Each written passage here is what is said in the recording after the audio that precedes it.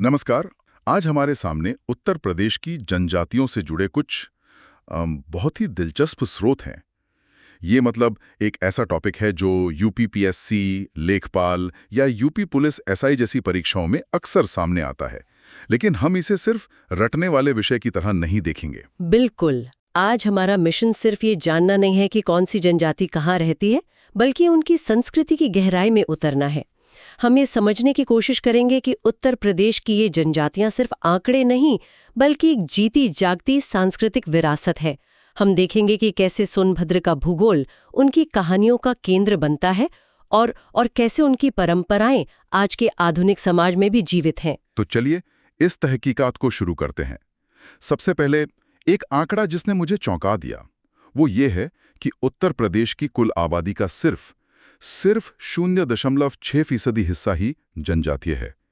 ये संख्या तो बहुत कम लगती है। हाँ, कम जरूर है, लेकिन इसका महत्व बहुत ज्यादा है, खासकर जब हम इसे जिलों के हिसाब से देखते हैं। और यहीं से परीक्षा का पहला और सबसे पसंदीदा सवाल बनता है कि सबसे ज्यादा और सबसे कम जनजातीय आबादी वाले जिले कौन से हैं। जी हाँ। और स्रोतों के मुताबिक सबसे ज्यादा जनजातीय आबादी वाला जिला है सोनभद्र। मुझे लगता है इसके पीछे कोई ना कोई भौगोलिक कारण तो जरूर होगा। आपने बिल्कुल सही पकड़ा। सोनभद्र की भौगोलिक स्थिति ही इसकी कुंजी है। ये एक विंध्य और कैमूर पर्वत श्रृंखलाओं से घिरा पठारी और घने जंगलों वाला इलाका है। तो ये ऐतिहासिक रूप से इन समुदायों के लिए एक प्राकृतिक और सुरक्षित आवास रहा है। अच्छा, जहां वे अपने संस्कृति को बचाकर रख सकें। एकदम। इसीलिए सोनभद्र को उत्तर प्रदेश का जनजातीय हृदय भी कहा जा सकता है। और सबसे कम वाला जिला है बागपत। इसके लिए एक मजेदार ट्रिक भी है। कौन सी? बाग में जनजाति नहीं रहती। लेकिन एक और दिलचस्प बात है कि अयोध्या और जालौन में कोई जनजाति नहीं पाई जाती। ये जानना एलिमिनेशन मेथड के लिए काफी काम आ सकता है ना? निश्चित रूप से। और सोनभद्र वाली बात को मैं एक एग्जाम हैक की तरह देखती हूँ। अगर परीक्षा में किसी जनजाति के निवास स्थान को लेकर कोई उलझन हो और विकल्पों में सोनभद्र दिया गया हो, तो एक बड़ा चांस है कि वही सही जवाब होगा। आज की चर्चा में हम देखेंगे कि यह कितना सच है। तो ये एक तरह की एग्जाम हैक है, लेकिन क्या ये हमेशा काम करता है? मतलब क्या कोई ऐसी प्रमुख जनजाति है जो सोनभद्र के बजाय कहीं और केंद्रित हो और छात्र यहाँ गलती कर सकते हैं? बहुत अच्छा सवाल है, और इसका जवाब हमें सीधे उत्तर प्रदेश की सबसे बड़ी और सबसे प्रमुख जनजाति थारू के पास ले जाता है। वे सोनभद्र में नहीं, बल्कि राज्य के तराई क्षेत्र में पाए जाते हैं। तराई क्षेत्र मतलब नेपाल की सीमा से लगा हुआ नम और दलदली इलाका, जैसे गोरखपुर, महाराजगंज और लखीमपुर खीरी। स्रोतों में इनके वंश को लेकर भी एक दिलचस्प बात कही गई है। ये खुद को किरात वंश का मानते हैं। हाँ, और ये किरात वंश का संबंध महाभारत काल से भी जोड़ा जाता है। कुछ मान्यताएं तो उन्हें राजस्थान के राजपूतों से भी जोड़ती हैं। उनकी जो शारीरिक बनावट है, छोटा कद, चौड़ी मुखाकृति और पीला रंग, वो मंगोलॉयद प्रजाति से मिलती जुलती है, जो उनके वंश की प्राचीनता और विविधता को दिखाता है। मैंने स्रोतों में एक बात पढ़ी जो मुझे बहुत ही चौंकाने वाली लगी। इसमें लिखा है कि थारू जनजाति दिवाली को शोक के रूप में मनाती है। यह तो हमारी आम समझ के बिल्कुल विपरीत है। इसके पीछे की कहानी क्या है? ये एक ऐसा तथ्य है जो लगभग हर परीक्षा में पूछा जाता है, और इसका कारण है इसका अनोखापन। देखिए, शोक शब्द सुनकर हमें लगता है कि ये कोई दुखद अवसर है, लेकिन असल में ये उनकी संस्कृति की गहराई को दिखाता है। इसे ऐसे समझ सकते हैं जैसे कई संस्कृतियों में ऑल सोल्स डे होता है, या हमारे यहाँ पितृपक्ष होता है। अच्छा, तो ये उदासी का दिन नहीं बल्कि अपने पूर्वजों से जुड़ने और उनका सम्मान करने का एक पवित्र अवसर है। बिल्कुल। इस दिन में अपने मृत परिजनों को याद करते हैं, उनके लिए विशेष भोजन बनाते हैं जिसे रोटी कहा जाता है, और उससे अपने पूर्वजों को भेंट चढ़ाते हैं। दिवाली की रात जब सब जगह रोशनी होती है, वे अपने पूर्वजों के लिए एक अलग, शांत और सम्मानजनक माहौल बनाते हैं। तो यह शोक नहीं, बल्कि गहरा सम्मान और स्मरण का प्रतीक है। ये समझ वाकई इस तथ्य को एक नया आयाम देती है। उनकी सामाजिक प्रथाओं में बदला विवाह का भी जिक्र है। ये क्या है? बदला विवाह, जैसा कि नाम से ही जाहिर है, एक तरह का एक्सचेंज मैरिज है। इसमें दो परिवार अपनी अपनी बहनों की शादी एक दूसरे के यहाँ करते हैं। ये प्रथा सामाजिक संबंधों को मजबूत करने और दहेज जैसी कुरीतियों से बचने का एक पारंपरिक तरीका था। मतलब अब नहीं है? हाँ, स्रोत ये भी बताते हैं कि शिक्षा और आधुनिक विचारों के प्रभाव से अब ये प्रथा धीरे धीरे समाप्त हो रही है। और शिक्षा की बात करें तो लखीमपुर खीरी में खासतौर पर थारू जनजाति के बच्चों के लिए एक महाविद्यालय की स्थापना की गई है। ये तो एक बहुत बड़ा कदम लगता है। ये एक बहुत ही महत्वपूर्ण विकास है। ये दिखाता है कि सरकार और समुदाय दोनों ही अपनी सांस्कृतिक पहचान को बनाए रखते हुए आधुनिक शिक्षा के माध्यम से मुख्य धारा में शामिल होने के लिए प्रयासरत है। थारू जनजाति की अपनी एक मजबूत सामाजिक व्यवस्था है और यही चीज हमें एक और प्रमुख जनजाति बुक्सा में भी देखने को मिलती है।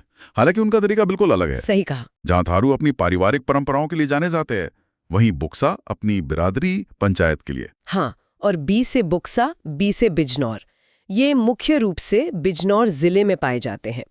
और इनकी बिरादरी पंचायत इनकी सामाजिक व्यवस्था की रीढ़ है। इसका मुखिया तखत कहलाता है और उसके नीचे मुंसिफ, दरोगा और सिपाही जैसे पद होते हैं। अच्छा, एक पूरा सिस्टम है। बिल्कुल। ये पंचायत विवाह, संपत्ति और दूसरे सामाजिक विवादों का निपटारा करती है और इसका फैसला पूरे समुदाय के लिए बाध्यकारी होता है। ये एक तरह की समानांतर न्याय व्यवस्था है। स्रोतों में अनुलोम प्रतिलोम विवाह का भी जिक्र है। ये शब्द सुनने में काफी भारी लगता है। इसका असल में क्या मतलब है? हाँ, ये उनकी सामाजिक व्यवस्था को समझने के लिए बहुत दिलचस्प है।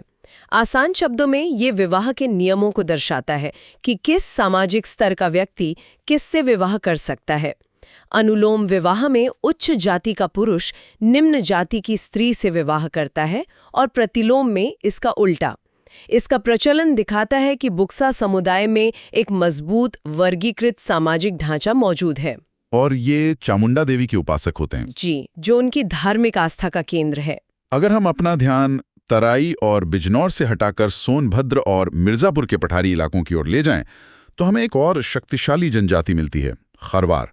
इनके बारे में कहा जाता है कि ये बहुत गुस्सैल और लड़ाकू स्वभाव के होते हैं। ये धारणा उनके कठोर जीवन और संघर्षपूर्ण इतिहास से जुड़ी हो सकती है। वे मूल रूप से खैर नाम के पेड़ से कत्था निकालने का काम करते थे, इसीलिए उनका नाम खरवार पड़ा। उनका जीवन पहाड़ों और जंगलों के बीच संघर्ष से भरा रहा है, जिसने उनके स्वभाव को मजबूत और क्या कहते हैं, जुझारू बनाया है। और उनकी सांस्कृतिक पहचान का सबसे बड़ा प्रतीक है उनका कर्मा नृत्य। बिल्कुल। कर्मा नृत्य सिर्फ एक लोक नृत्य नहीं है, ये उनके जीवन दर्शन, उनकी फसल और प्रकृति के प्रति उनके सम्मान का उत्सव है।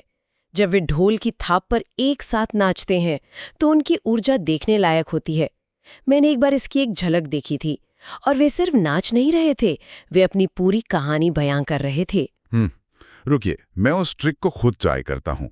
ख से खरवार, ख से खतरनाक नहीं बल्कि कह सकते हैं खरे स्वभाव के। आहा, ये भी कह सकते हैं। और क से कर्मा। अरे वाह, ये तो सच में दिमाग में बैठ गया। हाँ, ये काम करता है। ये ट्रिक परीक्षा के दबाव में तथ्यों को याद रखने में बहुत मदद करती है। अब तक हमने 3 प्रमुख जनजातियों थारू, बुक्सा और खरवार को विस्तार से समझा, लेकिन सोनभद्र का जिक्र बार बार आ रहा है। ऐसा लगता है जैसे सोनभद्र एक सांस्कृतिक खजाना है। चलिए इस खजाने की कुछ और मणियों पर नजर डालते हैं। बिल्कुल। सोनभद्र एक सांस्कृतिक गुलदस्ते की तरह है, जहां कई जनजातियां एक साथ रहती हैं। चलिए कुछ प्रमुख जनजातियों और उनके जिलों को देखते हैं। शुरुआत करते हैं सहरिया से। सहरिया, इनके नाम में ही शहर जैसा कुछ छिपा है। और ये एक अच्छा क्लू है। हालांकि ये शहरों में नहीं बल्कि ललितपुर में पाए जाते हैं, जो बुंदेलखंड क्षेत्र का हिस्सा है। इनकी आर्थिक स्थिति अक्सर काफी चुनौतीपूर्ण होती है। तो जब हम इन्हें याद करते हैं तो सिर्फ जिला ही नहीं बल्कि उनके संघर्ष और प्रकृति से जुड़े जीवन को भी ध्यान में रखना चाहिए। और ट्रिक क्या है? ट्रिक है ललित शहर में रहता है। ठीक है, ललितपुर की सहरिया जनजाति। अगली है बैगा जनजाति। बैगा जनजाति का मुख्य निवास सोनभद्र है। ये जादू टोना और झाड़ फूक में भी विश्वास रखते हैं और इन्हें जंगल का बहुत अच्छा ज्ञान होता है। इन्हें याद रखने की ट्रिक है, बैग में सोना रखा है। बैग से बैग और सोना से सोनभद्र। वाह, बैग में सोना रखा है। और एक और जनजाति है जिसका नाम है अगरिया। ये नाम आग जैसा लगता है। आपका अनुमान सही है। अगरिया जनजाति का पारंपरिक पेशा लोहा गलाने का था। आग उनके जीवन का केंद्र थी और ये भी सोनभद्र में ही पाए जाते हैं। तो ट्रिक बनती है, आग से सोना तपता है। तो हमारे पास सोनभद्र के लिए 3 जनजातियां हो गईं, खरवार, बैगा और अगरिया। स्रोतों में पहेरिया, चेरो और पंकपनिका का भी जिक्र है। क्या ये भी सोनभद्र से हैं? जी हाँ, ये सभी मुख्य रूप से सोनभद्र और उसके आसपास के जिलों जैसे मिर्जापुर और वाराणसी में मिलते हैं। चेरो जनजाति खुद को चंदेल शासकों का वंशज मानती है और काफी शक्तिशाली मानी जाती है।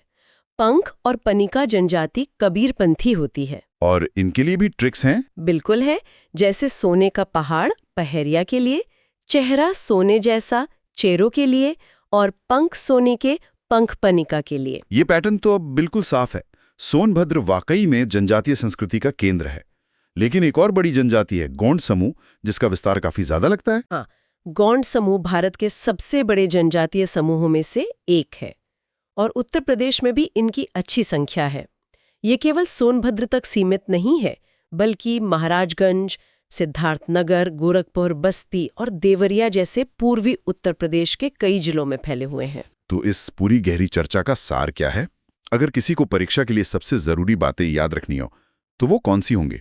चलिए एक परीक्षा बूस्टर बनाते हैं। बिल्कुल, अगर मुझे 5 सबसे महत्वपूर्ण तथ्य चुनने हो तो वो ये होंगे। पहला, दिवाली को शोक पर्व के रूप में कौन मनाता है? थारू जनजाति, लेकिन अब हम जानते हैं कि ये शोक नहीं बल्कि सम्मान है। अगला, बी से बुक्सा, बी से बिजनौर, उनकी बिरादरी पंचायत के साथ। तीसरा, कर्मा नृत्य का संबंध किस गुस्सैल लेकिन सांस्कृतिक रूप से समृद्ध जनजाति से है? खरवार जनजाति, जो सोनभद्र में रहती है। चौथा, सहरिया जनजाति का निवास कहाँ है, जो बुंदेलखंड के संघर्ष को दर्शाती है? ललितपुर। और पांचवा और सबसे महत्वपूर्ण, उत्तर प्रदेश का जनजातीय हृदय, यानी सबसे ज्यादा जनजातीय आबादी वाला जिला, सोनभद्र। ये तो अब कोई नहीं भूल सकता। मुझे लगता है कि इन 5-6 तथ्यों को समझने के बाद इस विषय से जुड़े ज्यादातर सवालों को हल किया जा सकता है। निश्चित रूप से ये वो नींव के पत्थर हैं जिन पर आप इस विषय की पूरी इमारत खड़ी कर सकते हैं। तो आज हमने उत्तर प्रदेश की जनजातियों से जुड़ी न सिर्फ परीक्षा के लिए जरूरी जानकारी को समझा, बल्कि उनकी संस्कृति, उनकी परंपराओं और उनके जीवन की एक झलक भी देखी। हमने देखा कि कैसे कुछ सरल ट्रिक्स और गहरी समझ की मदद से इस विषय पर पकड़ बनाई जा सकती है। और अंत में एक विचार सोचने के लिए हमने थारू जनजाति में बदला विवाह प्रथा के कम होने और उनके लिए एक विश्वविद्यालय की स्थापना का जिक्र किया। ये एक बड़े सवाल की ओर इशारा करता है। जैसे जैसे आधुनिकीकरण और शिक्षा इन समुदायों तक पहुंच रही है, उनकी सदियों पुरानी परंपराएं और सांस्कृतिक पहचान किस तरह से बदल रही हैं?